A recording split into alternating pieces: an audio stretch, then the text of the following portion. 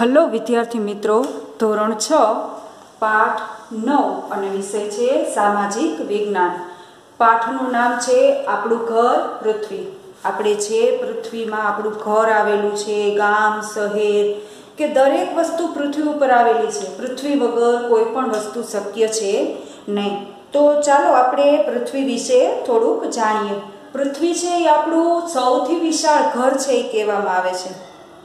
વળી આપણે જે ભારતીય સંસ્કૃતિમાં આપણો જન્મ થયો છે, આપણે જે ભારતીય સંસ્કૃતિને માનીએ છીએ તે તો વસુધૈવ કુટુંબકમની ભાવના ધરાવતી સંસ્કૃતિ છે। વસુધૈવ કુટુંબકમ એટલે કે સમગ્ર વિશ્વ મારો પરિવાર છે અને આ પરિવાર છે એવી ભાવના આપણા ધર્મગ્રંથોની અંદર પણ આપવામાં આવેલી છે।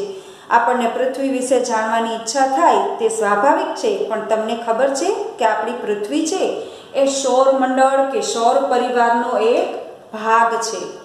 તો ચાલો આપણે સૌર પરિવાર કે સૌરમંડળનો અભ્યાસ કરીએ। તમે વિજ્ઞાનની અંદર પણ તેનો અભ્યાસ કર્યો હશે, પણ અહીંયા પણ તેના દરેક ગ્રહો વિશે આપણે વિગતે માહિતી મેળવીએ। હવે સૌથી પહેલાં છે સૌર પરિવાર કે સૌરમંડળ।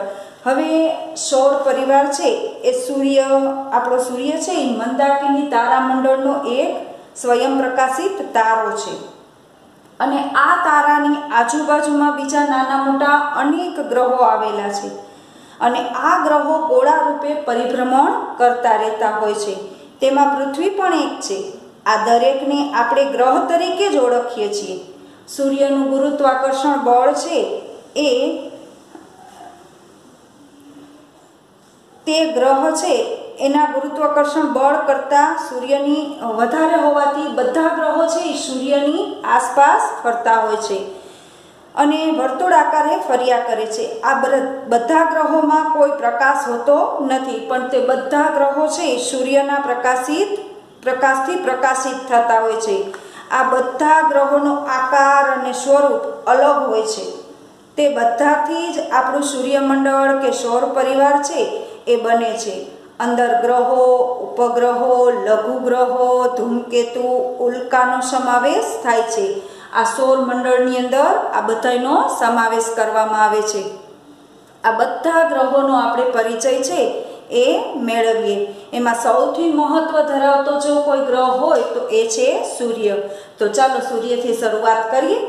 સૂર્ય છે એ આપણા દિવસની શરૂઆત સૂર્યના ઉગતાની સાથે જ થાય છે। જ્યારે સૂર્ય ઉગે છે ત્યારે જ આપણો દિવસ શરૂ થાય છે।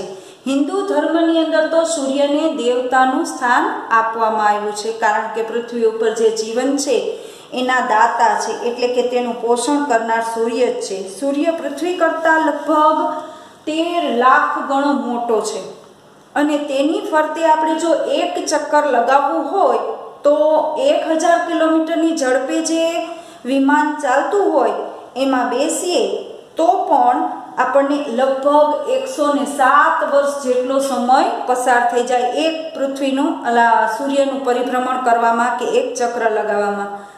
અને પૃથ્વીમાં જે ગુરુત્વાકર્ષણ બળ છે એના કરતાં 28 ગણું ગુરુત્વાકર્ષણ બળ છે એ સૂર્યમાં વધારે રહેલું છે। એટલે કે પૃથ્વી ઉપર જે વસ્તુ 1 ગ્રામ એનો વજન થતો હોય એનો વજન સૂર્ય ઉપર 28 ગ્રામ થતો હોય છે।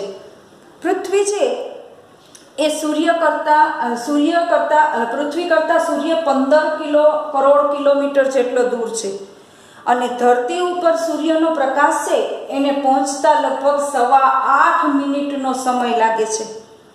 પૃથ્વી છે એમાં જેમ બધા વાયુ રહેલા છે એમ સૂર્યનું મુખ્ય આવરણ છે એ હાઇડ્રોજન વાયુનું અને હિલિયમ વાયુનું બનેલું છે અને એની જ પ્રક્રિયાથી પ્રકાશ છે અને ગરમી ઉત્પન્ન થાય છે, જેને આપણે ઉર્જા તરીકે ઓળખીએ છીએ।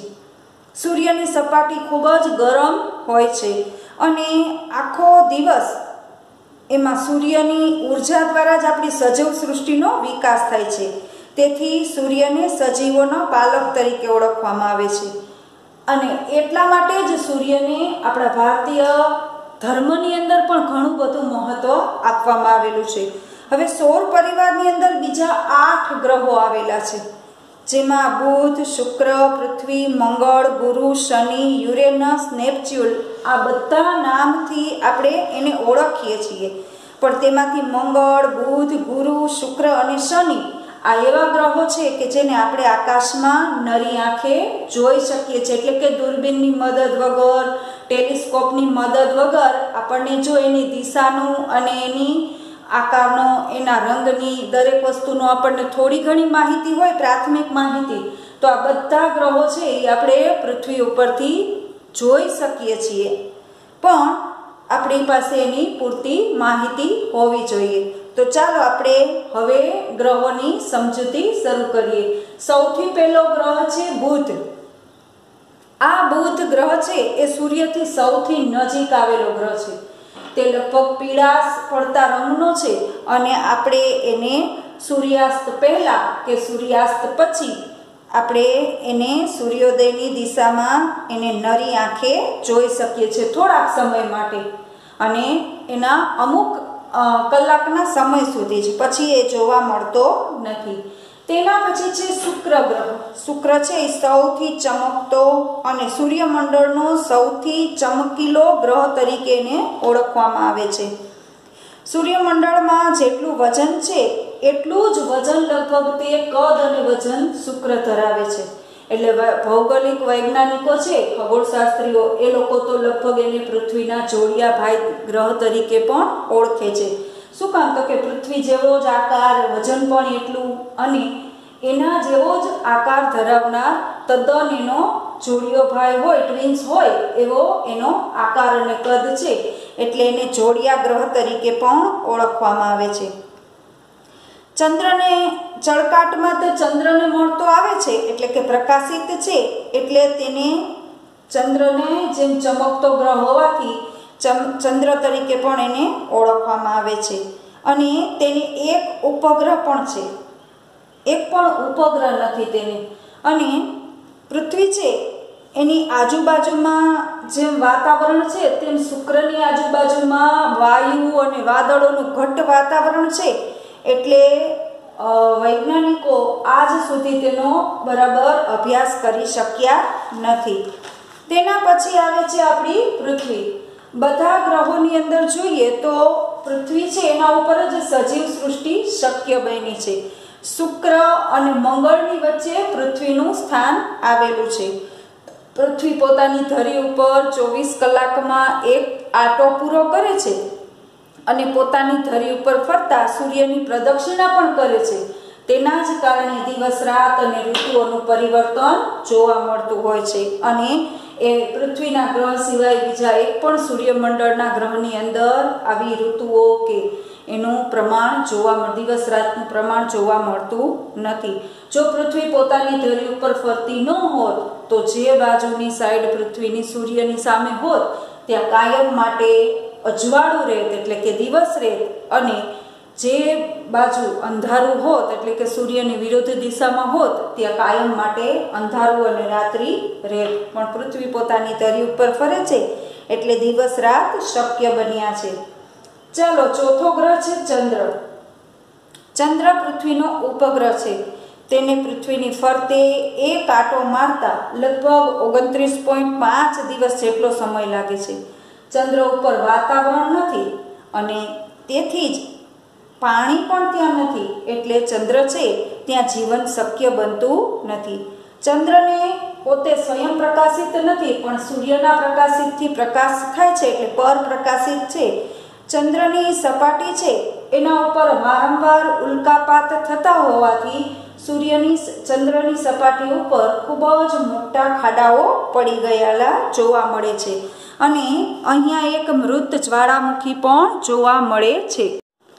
વિદ્યાર્થી મિત્રો, તેના આગળનો ગ્રહ છે મંગળ ગ્રહ. બરાબર, આપણે 3 ગ્રહ વિશે વાત કરી. હવે ચંદ્ર સુધીની વાત કરી. આગળનો ચોથો ગ્રહ છે મંગળ. મંગળ લગભગ લાલ રંગનો ચમકતો ગ્રહ છે અને વાતાવરણની અંદર તેમાં આછું વાતાવરણ એને જોવા મળે છે. પૃથ્વી છે એના કરતાં વધારે ઠંડી અને વધારે ગરમી જોવા મળે છે. અને એ 2 ઉપગ્રહ એને ધરાવે છે. વૈજ્ઞાનિક લોકો છે એ મંગળ ઉપર જીવસૃષ્ટિ વિકસાવવાનો પ્રયત્ન કરી રહ્યા છે અને પ્રયોગો ઘણા બધા થઈ રહ્યા છે. કદાચ આગળ ઉપર એવું પણ બને કે પૃથ્વીની જેમ મંગળ ઉપર પણ આપણે માણસ છે એ જીવન જીવી શકે એવું બની શકે. ત્યાં પણ પાણીના પુરાવા મળી આવ્યા છે. આપણા જેવું વાતાવરણ છે, અહીંયા કરતાં ઠંડી ને ગરમી વધારે છે, પણ છતાં પણ પ્રયત્ન વૈજ્ઞાનિક લોકો કરી રહ્યા છીએ. ચલો, એના પછીનો ગ્રહ છે ગુરુ ગ્રહ. આછાશ પડતા પીળાશ પડતા આછો સફેદ રંગનો છે એ ગુરુ ગ્રહ છે. અને ગુરુ છે એ સૌથી મોટો ગ્રહ છે અને સૂર્યમંડળનો સૌથી મોટામાં મોટો ગ્રહ છે. એની આજુબાજુ વાયુનું વાતાવરણ પણ છે. આ ગ્રહ છે એ ખૂબ જ ઠંડો ગ્રહ છે અને લગભગ 79 જેટલા ઉપગ્રહ ધરાવે છે. આ ગ્રહ છે એ એટલો મોટો છે એટલે એને ભીમકાય ગ્રહ તરીકે પણ ઓળખવામાં આવે છે. અને ગુરુ છે એ ઘણો બધો સફેદ અને સૂર્યના પ્રકાશથી પ્રકાશિત છે એટલે આજુબાજુ વાતાવરણ છે એ પૃથ્વીની જેવું જ વાતાવરણ છે ત્યાં જોવા મળે છે. ચલો, એના પછીનો ગ્રહ છે શનિ ગ્રહ છે. ગુરુ પછી સૌથી મોટો બીજો કોઈ ગ્રહ હોય તો એ છે શનિ અને એ ગુરુ અને યુરેનસ ગ્રહની વચ્ચે આવેલો છે. એને શનિને નીલા રંગના 3 તેજસ્વી વલયો આવેલા છે એટલે એ બધા ગ્રહો કરતાં છે એ વલયોના કારણે અલગ દેખાય છે. અને આ વલયો છે એ જાણે માથા ઉપર પાઘડી પહેરી હોય એવું એનો દેખાવ છે એ દર્શાવે છે એટલે બધા ગ્રહોથી એને અલગ પાડે છે. એટલે આ ગ્રહને પાઘડીયો ગ્રહ તરીકે પણ ઓળખવામાં આવે છે. અને શનિ છે એને 62 જેટલા ઉપગ્રહ છે એ ધરાવે છે. સૂર્યથી અંતર વધારે હોવાથી એનું તાપમાન ખૂબ જ ઓછું છે અને ઠંડીનું પ્રમાણ વધારે જોવા મળે છે. તેના પછીનો ગ્રહ છે યુરેનસ. પૃથ્વી કરતાં ઘણો જ દૂર આવેલો છે. સામાન્ય એવું દૂરબીન હોય કદાચ નાનું એવું તો એનાથી પણ એને જોઈ શકાતો નથી. ત્યાં સૂર્યનું તેજ પણ જાણે આછી ચાંદની હોય એવા એના જેવું લાગે છે અને ખૂબ જ ઠંડો ગ્રહ છે. વિલિયમ હર્શલ નામના જે ખગોળશાસ્ત્રી હતા એને 1781ની સાલમાં આ ગ્રહની શોધ કરેલી હતી. આ ગ્રહ છે એ ખૂબ જ ઠંડો ગ્રહ માનવામાં આવે છે. તેના પછી 8મો અને છેલ્લો ગ્રહ છે નેપચ્યુન. લગભગ લીલા રંગનો અને એનું વાતાવરણ છે એમાં મિથેન નામનો ઝેરી વાયુ છે એ ફેલાયેલો રહે છે. એટલે આ ગ્રહ ઉપર પૃથ્વીની જેમ ઋતુ પરિવર્તન છે એ જોવા મળે છે પણ માણસના જીવનની શક્યતા ત્યાં જોવા મળતી નથી. તેના પછી સૌર પરિવારની અંદર જેનો સમાવેશ થાય છે એ ઉલ્કા. ઉલ્કા એટલે તમને પ્રશ્ન થશે કે શું? પણ ઘણી વખતે આપણે રાત્રે છે બેઠા હોય અગાસીમાં કે એમાં તો આકાશમાંથી તારો ખરતો હોય એવું આપણને દ્રશ્ય જોવા મળે છે. હકીકતની અંદર તારા ક્યારેય ખરતા હોતા જ નથી. પણ અવકાશ ગ્રહોની સપાટી પરથી જે પથ્થરના ટુકડાઓ છે ગ્રહોમાંથી જે છૂટા પડ્યા હોય એ સૂર્યમંડળની અંદર ફરતા રહેતા હોય સૌરમંડળની અંદર. અને આ ગ્રહોના નાનો ભાગ છે એ અમુક સમય પછી પૃથ્વીથી ઘણા બધા નજીક આવે છે એટલે પૃથ્વીનું ગુરુત્વાકર્ષણ બળ છે એના લીધે પૃથ્વી તરફ ખેંચાય છે. અને પૃથ્વી તરફ ખેંચાય છે એટલે ખૂબ જ ગતિથી એ પોતે નીચે આવતા હોય છે. અને ગતિથી નીચે આવે છે એટલે વાતાવરણની સાથે પોતે સંપર્કમાં આવે છે. એટલે વાતાવરણની સાથે સંપર્કમાં આવતા એનું ઘર્ષણ થાય છે અને ઘર્ષણથી એ સળગી ઉઠે છે. એટલે આકાશમાંથી જાણે તેજ લીસોટો પૃથ્વી તરફ આવતો હોય એવું આપણે જોઈએ છીએ અને ત્યારે આપણે કહીએ છીએ કે તારો ખર્યો, પણ હકીકતમાં તારો ખરતો નથી. અને કેટલીક વખતે પૂરેપૂરી ન સળગેલી ઉલ્કા હોય એ પણ જમીન ઉપર ખૂબ મોટો ખાડો બનાવી દેતી હોય છે. મહારાષ્ટ્રનું કોયના સરોવર છે એ આવી જ રીતે ઉલ્કા પડવાથી બન્યું હોવાનું માનવામાં આવે છે. એવી જ રીતે સૌરાષ્ટ્રની આગળ જે ધજાડા ગામ છે ત્યાં પણ આવી ઉલ્કા ખરી હતી. તેનું વજન લગભગ 40 કિલોગ્રામ જેટલું જોવા મળતું હોય છે. હવે સૌરમંડળનો જે સૌર પરિવારનો નક્ષત્ર છે એનો પણ સમાવેશ થાય છે. તો ચાલો આપણે નક્ષત્ર વિશે માહિતી મેળવીએ. નક્ષત્ર એટલે તારાઓનો સમૂહ અથવા તો કોઈ એક તારો કે જે તારાને પણ નક્ષત્ર કહેવામાં આવે છે. આ તારાના કારણે તારાઓથી કે તારાઓના સમૂહથી ચોક્કસ આકાર બનતો હોય છે અને એ ચોક્કસ આકાર બનતો હોય ક્યારેક હંસનો, ગરુડનો, એના જેવા આકાર આપણે આકાશની અંદર તારાઓના જોડવાથી દેખાતા હોય છે.